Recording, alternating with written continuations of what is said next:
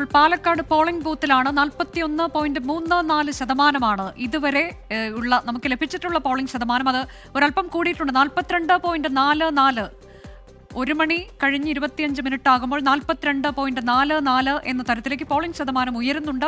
പക്ഷേ അപ്പോഴും മുന്നണികൾ ആശങ്കയിലാണ്. കാരണം കഴിഞ്ഞ തവണത്തേക്കാൾ പോളിംഗ് ശതമാനം കുറഞ്ഞിട്ടുണ്ട് എന്നത്. ഒരുപക്ഷെ അത് കുറച്ച് കഴിയുമ്പോൾ ആളുകൾ കൂടുതൽ ബൂത്തുകളിലേക്ക് എത്തുമെന്നൊരു പ്രതീക്ഷ ഉണ്ട്. അതിനൊക്കെയുള്ള ക്രമീകരണങ്ങൾ മുന്നണികൾ നടത്തുകയും ചെയ്യുന്നുണ്ട്. ചിലയിടങ്ങളിലൊക്കെ മെഷീൻ തകരാറ്, മറ്റു ചില ഇടങ്ങളിൽ ഇരട്ട വോട്ട്, അത് അത്തരം ആളുകളെ വോട്ട് ചെയ്യിപ്പിക്കുമ്പോൾ ചെയ്യേണ്ട ചില നടപടിക്രമങ്ങളുണ്ട്. അത് പാലിക്കേണ്ടി വരുമ്പോൾ ആ കാലതാമസം ഇതെല്ലാം കാരണമായിട്ടുണ്ട്. എന്നാൽ മറ്റ് ചില ഇടങ്ങളിലേക്കൊക്കെ ആളുകൾ എത്തുന്നില്ല എന്ന കാഴ്ച അത് മുന്നണികൾക്ക് അമ്പരപ്പുണ്ടാക്കുന്നുണ്ട്, ആശങ്കയുണ്ടാക്കുന്നുണ്ട്. ഞങ്ങളുടെ പ്രതിനിധികൾ തത്സമയ വിവരങ്ങളുമായുണ്ട്. നിഖിൽ പ്രമേഷിലേക്കാണ് ഇനി. നിഖിൽ, മിഷൻ സ്കൂളിലാണ് നിഖിൽ ഉള്ളത്, നഗരസഭയിലാണ്. നഗരസഭ നമുക്കറിയാം NDAക്ക് മാരക ഭൂരിപക്ഷം കഴിഞ്ഞ തവണയൊക്കെ കിട്ടിയ ഇടം കൂടിയാണ്. പക്ഷേ ഇക്കുറി ആ തരത്തിലേക്കല്ല കണക്കുകൾ പരിശോധിക്കുമ്പോൾ വ്യക്തമാകുന്നത്. വിവരങ്ങൾ എങ്ങനെയാണ്? തീർച്ചയായിട്ടും അനുജ, ഞാനിപ്പോൾ നഗരസഭാ പരിധിയിലാണ്, മിഷൻ സ്കൂളാണല്ലോ ഉള്ളത്. ഇവിടെ വളരെ കുറവാണ് ആളുകളുടെ എണ്ണം തന്നെ നമുക്ക് പറയാൻ പറ്റും. ഇപ്പോൾ സൂചിപ്പിച്ചതുപോലെ തന്നെ 74-ാം നമ്പർ ബൂത്തിലാണ്. ഇവിടെ വലിയ ക്യൂ ഒന്നും നമുക്ക് കാണാൻ കഴിയുന്നില്ല. ആളുകൾ ഒറ്റയ്ക്കൊറ്റയ്ക്കായി വന്ന് വോട്ട് ചെയ്ത് മടങ്ങുകയാണ്. ഇവിടെയാണെങ്കിൽ രാവിലെ മുതലും തന്നെ ഇതുപോലത്തെ ഒരു സാഹചര്യം തന്നെയാണ് കാണാൻ കഴിഞ്ഞത്. തുടക്കത്തിൽ അത്യാവശ്യം ക്യൂ ഒക്കെ നിന്ന് ആളുകൾ വോട്ട് ചെയ്ത് മടങ്ങുന്നുണ്ടായിരുന്നെങ്കിലും അതിനുശേഷം പക്ഷേ അങ്ങനെ വലിയ തിരക്ക് നമുക്ക് കാണാൻ കഴിഞ്ഞിട്ടില്ല. സത്യത്തിൽ കഴിഞ്ഞ വർഷത്തെ കണക്ക് നമ്മൾ എടുത്ത് പരിശോധിക്കുകയാണെങ്കിൽ കഴിഞ്ഞ വർഷം ഉണ്ടായിരുന്നതിനേക്കാൾ 10%-ഓളം ഈ ഉച്ച സമയത്ത് എത്തുമ്പോഴുള്ള പോളിംഗ് ശതമാനം ഏതാണ്ട് 10%-ഓളം കുറവായിരുന്നു എന്നുള്ളതാണ് നമുക്ക് കാണാൻ കഴിയുന്നത്. ഇത് ഈ നഗരമേഖലയിലെ ഈ നഗരസഭയ്ക്ക് കീഴിൽ നഗരമേഖലയിലെ കാഴ്ചകളാണ്.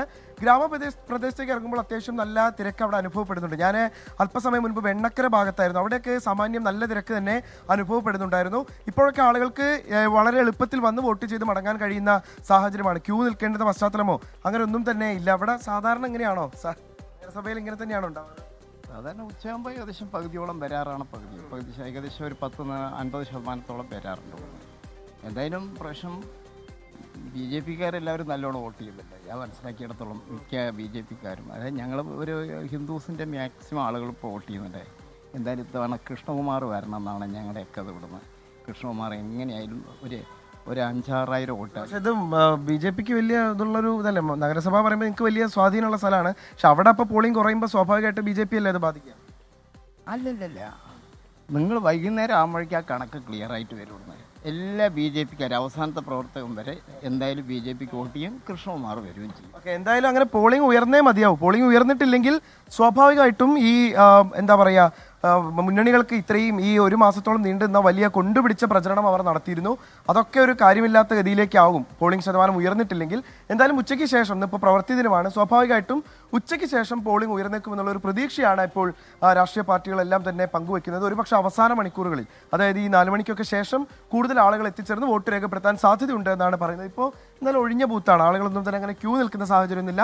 ആളുകൾക്ക് നേരെ വന്ന് വോട്ട് ചെയ്ത് മടങ്ങാൻ കഴിയുന്ന ഒരു സാഹചര്യം. ഒരുപക്ഷെ ഉച്ചയായതുകൊണ്ടായിരിക്കും, നല്ല ചൂടുള്ള സമയമാണ്, ഒരുപക്ഷെ അതുകൊണ്ടായിരിക്കും ഇങ്ങനെ ഈ സമയത്ത് ഒരു മന്ദഗതിയിലേക്ക് കാര്യങ്ങൾ പോകുന്നത് എന്നുള്ളതാണ് നമുക്ക് ഈ രാഷ്ട്രീയ പ്രവർത്തകരിൽ നിന്നൊക്കെ ചോദിക്കുമ്പോൾ അവരിൽ നിന്ന് മനസ്സിലാക്കാൻ കഴിയുന്നത്. അനുജ, അതാണ്. അതോ വയനാട്ടിലും ചേലക്കരയിലും 3% കുറവ്, വയനാട്ടിൽ വലിയ ഇടിവ് പോളിംഗ് ശതമാനത്തിൽ ഇക്കുറി ഉണ്ടായിട്ടുണ്ട്. അപ്പോൾ ആ തരത്തിലേക്കൊക്കെ പാലക്കാടും പോവുകയാണോ?